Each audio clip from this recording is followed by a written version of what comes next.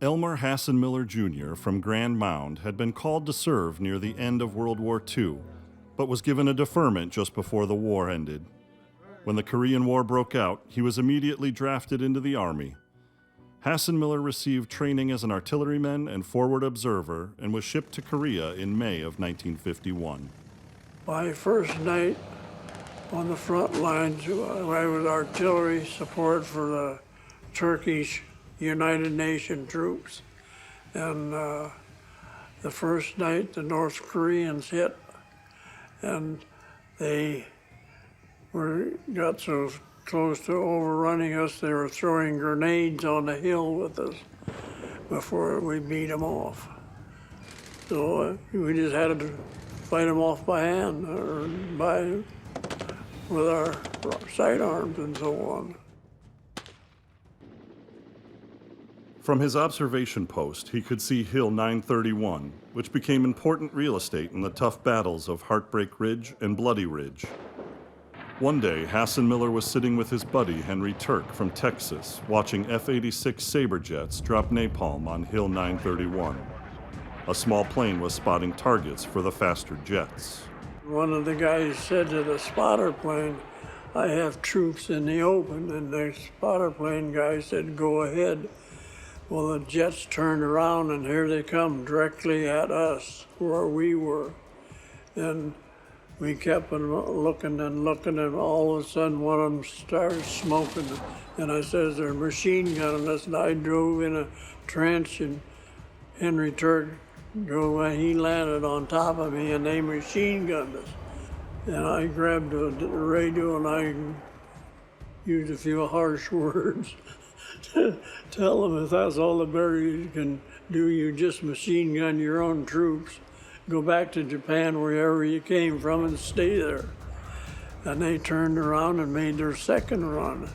Only this time, they knew where we were at. They went right over us, and they dropped 2 more bombs on 931. And when they come to turn around this time, they come and go home, they were more than 8 feet above us. The draft from them 2 planes was something different. Never heard a thing about it. His position was often a distance from the front line, but that didn't mean he could drop his guard. I was taking a new guy with me, and we going along, and all of a sudden, a lot of firing. We dove off of the trail, and I had 30-round clips in my carbine, and I emptied one of them out and part of another one, and things got quiet. And I crawled up there, there lay a North Korean, and I thought he was dead. And I walked over on the other end, and there were two old people sitting there. They were dead. And I heard something behind me, and that North Korean was just picking up his gun.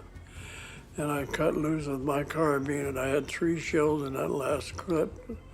And I hit all 3 in his head. You know what that does to your head? Just disintegrates. He's dead now. Hasenmiller was in Korea for 10.5 months before earning enough points to go home. Well, I was working the day they called me down there at 1 o'clock one afternoon, and said, "Get your ass down here, you're going home." You didn't have to say it twice.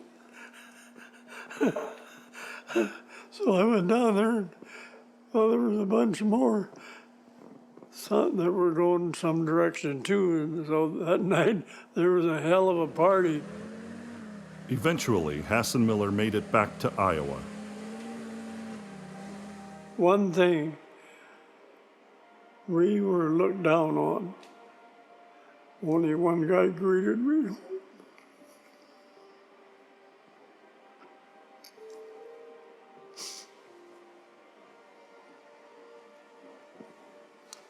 Yep. Well, Vietnam's a little that way too. Yeah, after 10.5 months of that way.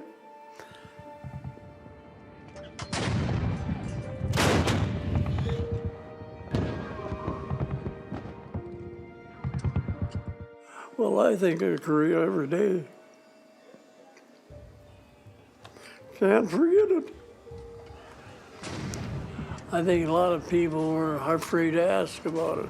I've been a Legion member for 66 years and have a big turkey supper once a year for Thanksgiving. And there's some Vietnam veterans, and I made some comment sitting beside the one guy about fighting in Korea, and he asked me a couple of questions. Well, then they were a couple of guys across the table, they were interested too. Boy, they started asking questions about the fighting and all that stuff, you know. They were really interested, but most generally, a lot of people, they didn't give a damn.